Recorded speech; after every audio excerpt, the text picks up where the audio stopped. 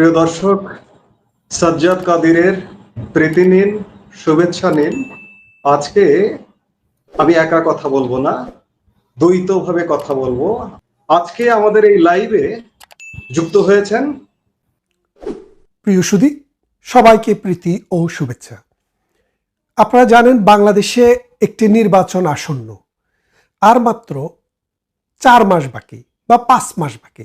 যদি ফেব্রুয়ারিতে হয়, নভেম্বর, ডিসেম্বর, জানুয়ারি, আর ফেব্রুয়ারির মাঝামাঝি 3 মাস, 3.5 মাস, আর এই মাসের 10 দিন, অর্থাৎ 4 মাসেরও কম সময়ের ভেতরে বাংলাদেশে একটি নির্বাচন হতে যাচ্ছে।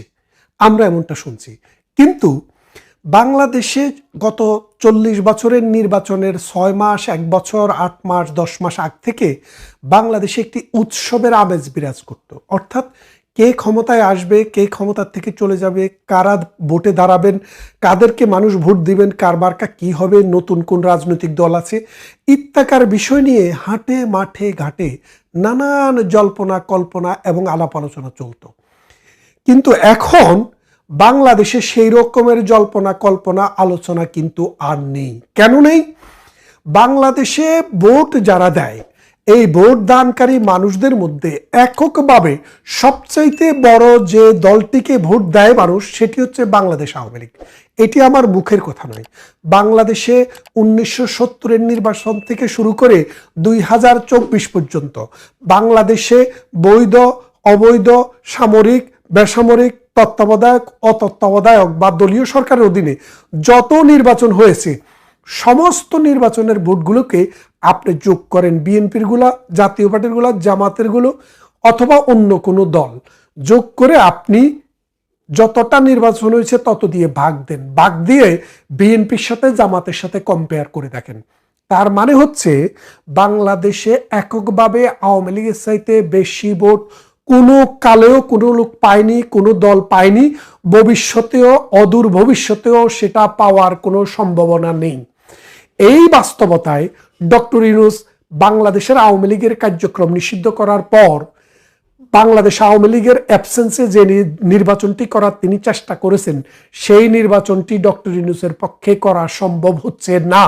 কারণ আন্তর্জাতিক মহল, বিশেষ করে বিশেষ যে আন্তর্জাতিক সংগঠন আছে, আন্তর্জাতিক যে সংস্থা আছে, জাতিসংঘ, মানবাধিকার কমিশন এবং নাগরিকের জন্য মানে পৃথিবীর যে বড় বড় রাষ্ট্রসমূহ আছে, সেই রকম রাষ্ট্রসমূহ ডক্টর ইউনূসকে সুনির্দিষ্টভাবে জানিয়ে দিয়েছে যে বাংলাদেশে যদি আওয়ামী লীগবিহীন কোনো নির্বাচন হয়, সেই নির্বাচনকে তারা সমর্থন দেবেন না এবং সেই নির্বাচনকে একটি বৈধ সরকার বলে, নির্বাচনের মাধ্যমে যে সরকার আসবে সেই সরকারকে বৈধ সরকার বলে স্বীকৃতি দেবে না।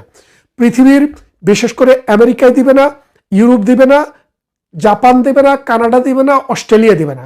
তারা অলরেডি আওয়ামী লীগের সাথে কথা হয়েছে।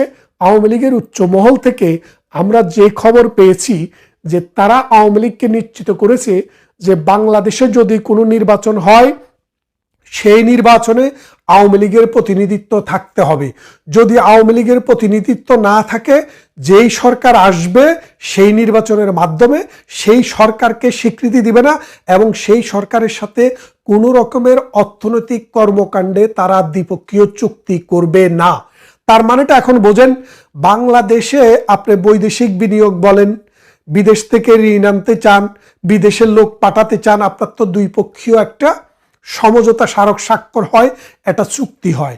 এখন যদি সরকারটিকেই যদি কেউ স্বীকার না করে, তাহলে ওই সরকারের সাথে কেউ কোনো রকমের চুক্তি করবে না, যার ফলে বাংলাদেশ অন্ধকারে নিমজ্জিত হবে। আপনারা জানেন আফগানিস্তানে তালেবানকে বলেছিল যে তোমরা যদি নারীর অধিকার নিশ্চিত না করো, নারীদের স্কুলে যাওয়া যদি নিশ্চিত না করো, নারীদের ভোটাধিকার এবং মানবাধিকার যদি নিশ্চিত না করো, তাইলে তালেবান সরকারকে আমরা স্বীকৃতি দেব না। পৃথিবীর প্রায় 90% দেশ এখনো তালেবান সরকারকে স্বীকৃতি দেয়নি। সেখানকার শিশু মৃত্যুর হার পৃথিবীতে আফ্রিকার পরে সবচেয়ে বেশি এবং মানুষের মাথাপিছু আয় মাত্র $600। এই গরিব রাষ্ট্রটির সরকারকে পৃথিবীর বেশিরভাগ রাষ্ট্রই স্বীকৃতি দেয়নি। ঠিক তেমনি ডক্টর ইউনূস যদি আওয়ামী লীগকে বাদ দিয়ে কোনো নির্বাচন করেন, সেখানে ডক্টর ইউনূসের সেই সরকারকে পৃথিবীর কোনো দেশ নির্বাচনটিকে এবং সরকারটিকে বৈধতা দেবে না। এই অবস্থায় সাম্প্রতিক সময়ে আমাদের দলের একজন নেতা এবং আওয়ামী লীগের নেত্রী জননেত্রী শেখ হাসিনার ছেলে সজীব ওয়াজেদ জয় বলেছেন যে আওয়ামী লীগ ছাড়া কোনো নির্বাচন বাংলাদেশে হবে না এবং আওয়ামী লীগ ছাড়া কোনো নির্বাচন গ্রহণযোগ্য হবে না এবং আওয়ামী লীগকে ভোটে অংশগ্রহণ করতে দিতে হলে এখন থেকেই আওয়ামী লীগের কর্মকাণ্ডকে বৈধতা দিতে হবে, তা না হলে আওয়ামী লীগ এইরকম অবস্থায় নির্বাচনে করতে পারবে না। তাহলে আপনারা বোঝেন এই কথাটির অর্থ কি। এবং এখানে একটি এই ভোটের বিষয়টির সাথে আরেকটি বিষয় খুব জড়িত বলতে কিরকম দেখেন, বাংলাদেশের প্রতিবেশী রাষ্ট্র হচ্ছে ভারত। আমাদের অর্থনীতি, সামাজিক, রাজনীতি অনেক কিছুর সাথে এই ভারতের সম্পর্ক রয়েছে। এই দেশটির জন্মের সাথেও ভারত ওতপ্রোতভাবে জড়িত। 1971 সালের মহান মুক্তি সংগ্রামে ভারত যদি সহযোগিতা না করত, 9 মাসের জায়গায় আমাদেরকে হয়তো 9 বছর যুদ্ধ করতে হতো। আমাদের দেশে মাটি, পোড়া মাটি আমরা ফেরত পেতাম, একটি গাছও থাকতো না, অসংখ্য মানুষের মৃত্যু হতো, বাড়িঘর পুড়িয়ে বিরান ভূমি হয়ে যেত। কিন্তু ভারত যখনই আমাদের পাশে এসে দাঁড়িয়েছে, আমরা অতি অল্প সময়ের ভিতরে আমরা এই যুদ্ধে জয়লাভ করেছি। তার মানে বাংলাদেশের জন্মের সাথে ভারতের যেমন জড়িত, পরবর্তীতে গত 53 বছরে নানান প্রকল্পে ভারত আমাদেরকে সহায়তা দিয়েছে। শুধু সহায়তা নয়, আমরা যখন বিদ্যুতের আলোর অভাবে ডুবে যাচ্ছিলাম তখন তারা বিদ্যুৎ উৎপাদনে সহযোগিতা করেছে এবং ভারত থেকেও বিদ্যুৎ বাংলাদেশে এসছে। ভারতের হলদিয়া পোর্ট ব্যবহার করে আমরা প্রতি বছর 5,000 কোটি টাকা বিদেশে রপ্তানি করতাম। সাম্প্রতিক ভারত সেটি বন্ধ করে দিয়েছে। আমাদের চাল, ডাল, লবণ, তেল, চিনি প্রাত্যহিক জীবনে যে প্রয়োজন সেটার বেশিরভাগ সামগ্রী আমরা ভারত থেকে কিনি। এখন ভারত আমাদের যে আপনারা জানেন যে গার্মেন্টস সামগ্রী, এই গার্মেন্টস ম্যানুফ্যাকচারিংটা আমাদের বিদেশে আমরা রপ্তানি করি 70 বিলিয়ন, আর ভারত থেকে আমরা 8 বিলিয়ন এই গার্মেন্টস ম্যানুফ্যাকচারিং তৈরি করার যে কাঁচামাল সেটা আমরা ভারত থেকে নিয়ে আসি। এখন ভারত থেকে দিন দিন সেটা আনা যখন কঠিন হচ্ছে, আমাদেরকে দৌড়াতে হচ্ছে চায়না, আমাদেরকে দৌড়াতে হচ্ছে আমেরিকা, আমাদেরকে দৌড়াতে হচ্ছে ইউক্রেন, আমাদেরকে দৌড়াতে হচ্ছে আমেরিকায়। এর ফলে আমাদের পরিবহন কস্ট বেড়ে যাচ্ছে 20% এবং আমাদের প্রোডাকশন কস্টের সাথে ওই 20% যোগ হয়ে যাচ্ছে, যার ফলে আমরা বিশ্ববাজার থেকে ছিটকে যাচ্ছি।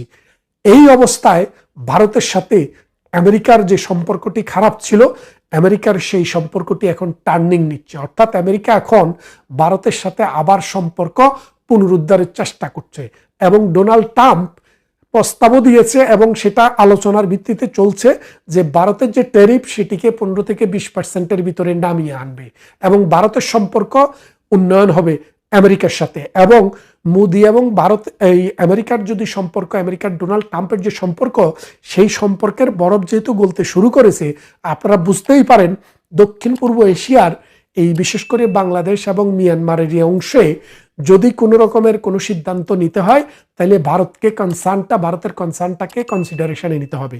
এটি কিন্তু ডোনাল্ড ট্রাম্প ক্লিয়ারলি বলে দিয়েছে। আপনি দেখেছেন প্রথম ভিজিটে বলেছে যে প্রাইম মিনিস্টার বাংলাদেশ সম্পর্কে বলবে, তিনি বাংলাদেশকে ডিল করছেন লং টাইম।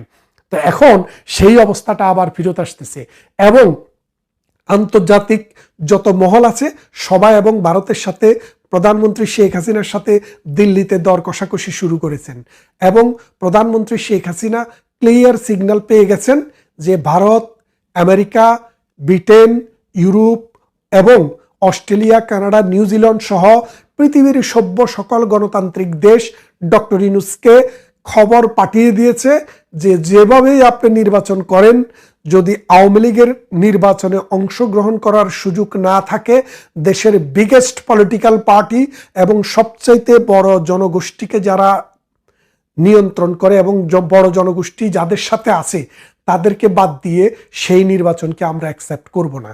আপনি জানেন সাম্প্রতিক জায়গা মানে বাংলাদেশের বড় বড় যে উন্নয়ন প্রকল্পগুলো আছে, এই উন্নয়ন প্রকল্পে সবচেয়ে বেশি আমাদেরকে যে টাকা দেয় সেটা হলো জাপানের জাইকা নামে একটি সংস্থা। এই সংস্থাটি জানিয়ে দিয়েছে বাংলাদেশে একটি সুষ্ঠু নির্বাচনের মাধ্যমে, অংশগ্রহণমূলক নির্বাচনের মাধ্যমে পরবর্তী সরকার যদি না আসে সেই পর্যন্ত তারা আর কোনো বিনিয়োগ করবে না।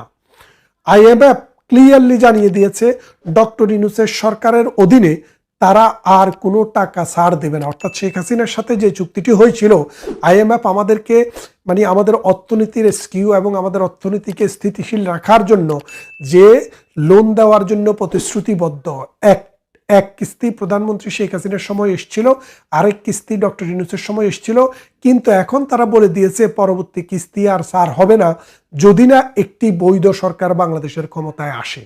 এখন ডক্টর ইউনূসকে ভাবতে হবে যে বৈধ সরকার বলতে কি বোঝায়।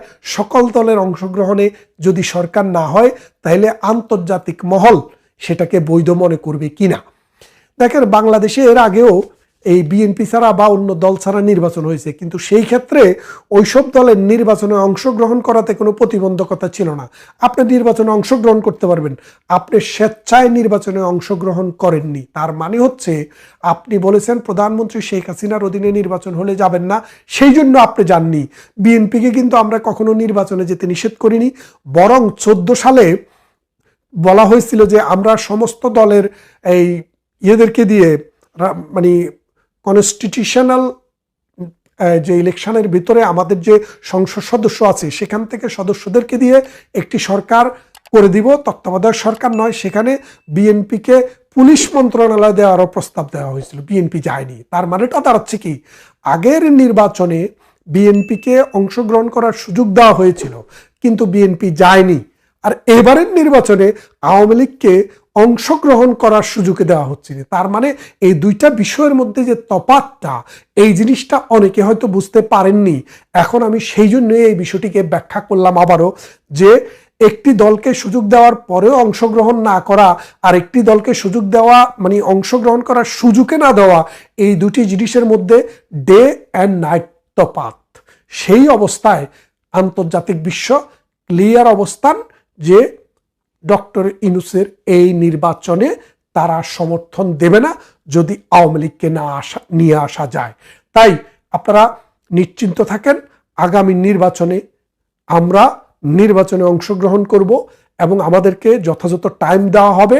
আপনারা মাঠে নামবেন, বঙ্গবন্ধুর সোনার বাংলায় জাতীয় পতাকা এবং নৌকা মার্কা নিয়ে ভোট দেওয়ার জন্য আস্তে আস্তে আপনারা প্রস্তুতি নেন। কারণ এই দেশে আওয়ামী লীগ হলো নির্বাচনমুখী একটি দেশ। দেখেন, 70-এর নির্বাচনে আমরা আইয়ুবের অধীনে, মার্শাল্লাহর অধীনে যখন নির্বাচনে অংশগ্রহণ করি, তখনও মাওলানা ভাসানী বলেছিলেন যে মুজিব আপনি নির্বাচনে যেন না, এদের মানে যে আইয়ুবের অধীনে এই নির্বাচনটি হবে এটা তামাশার নির্বাচন, প্রহসনের নির্বাচন।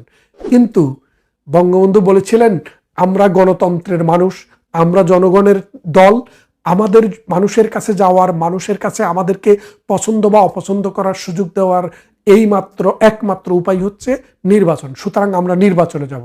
নির্বাচনে আওয়ামী লীগ গেলেন, মাওলানা ভাসানী গেলেন না। এখন আওয়ামী লীগও টিকে আছে, কিভাবে টিকে আছে আপনারা সেটা জানেন, আর মাওলানা ভাসানী কিভাবে টিকে আছে সেটাও আপনারা জানেন। তাই আসুন আগামী নির্বাচনের জন্য ভেতরে ভেতরে আপনাদের নিজস্ব অবস্থান থেকে প্রস্তুতি নেন। দেখবেন বাংলাদেশ আওয়ামী লীগ আবারও সকল দলকে পরাজিত করে বাংলাদেশের ক্ষমতায় আসার পথ সুগম করবে। ভালো থাকবেন, কথা হবে অন্য কোনো ভিডিওতে অন্য কোনো ইস্যুতে।